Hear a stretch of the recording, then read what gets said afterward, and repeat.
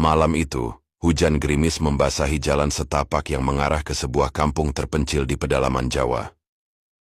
Kampung itu bernama Kampung Misteri, sebuah nama yang diberikan bukan tanpa alasan. Sudah banyak kisah mistis yang menyelimuti kampung tersebut, mulai dari suara tangisan di tengah malam, bayangan hitam yang melintas di antara pepohonan, hingga penduduk yang tiba-tiba menghilang tanpa jejak. Rian, seorang jurnalis muda yang memiliki ketertarikan terhadap hal-hal mistis, mendengar tentang kampung misteri dari seorang narasumber. Ia pun memutuskan untuk datang ke kampung itu guna mengungkap kebenaran di balik cerita-cerita menyeramkan yang beredar. Ketika ia tiba di pintu gerbang kampung, suasana terasa berbeda.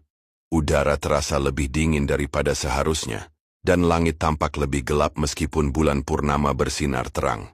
Penduduk kampung yang melihat kedatangannya hanya menatapnya dengan tatapan curiga dan penuh ketakutan. Seorang pria tua dengan wajah keriput dan mata sayu menghampiri Rian. "Nak, sebaiknya kau pergi sebelum terlambat," katanya dengan suara bergetar. "Apa maksud Pak Tua?" tanya Rian. Penasaran, pria itu hanya menggelengkan kepala dan berlalu begitu saja. Rian merasa semakin tertarik untuk mencari tahu misteri yang ada di kampung ini. Rian menginap di rumah seorang warga bernama Pak Karta, yang bersedia menerimanya meskipun dengan syarat ia tidak keluar rumah setelah matahari terbenam. Malam pertama di kampung misteri terasa begitu mencekam. Sekitar pukul 2 dini hari, Rian terbangun karena suara tangisan perempuan. Ia mencoba mengabaikannya, tetapi suara itu semakin lama semakin dekat. Dengan hati-hati Rian mengintip melalui celah jendela.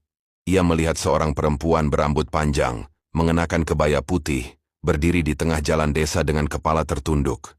Rian menelan ludah, berusaha meyakinkan dirinya bahwa itu hanya ilusi. Namun tiba-tiba perempuan itu mendongak. Wajahnya sangat pucat, dengan mata hitam pekat yang menatap langsung ke arah Rian. Seketika, lampu di rumah Pak Karta berkedip-kedip sebelum akhirnya padam. Rian mundur ke belakang, meraba-raba dinding mencari saklar lampu. Tetapi saat lampu menyala kembali, perempuan itu sudah menghilang. Pagi harinya, Rian menceritakan apa yang ia alami kepada Pak Karta.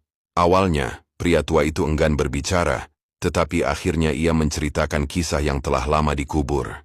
Puluhan tahun yang lalu, kampung ini mengalami tragedi mengerikan. Seorang gadis bernama Sari dituduh sebagai dukun santet setelah beberapa warga kampung meninggal secara misterius. Tanpa bukti yang jelas, warga membakarnya hidup-hidup di tengah alun-alun desa. Sejak saat itu, kejadian aneh mulai terjadi. Warga sering melihat sosok perempuan dengan kebaya putih berkeliaran di malam hari, dan mereka yang melihatnya akan mengalami nasib buruk.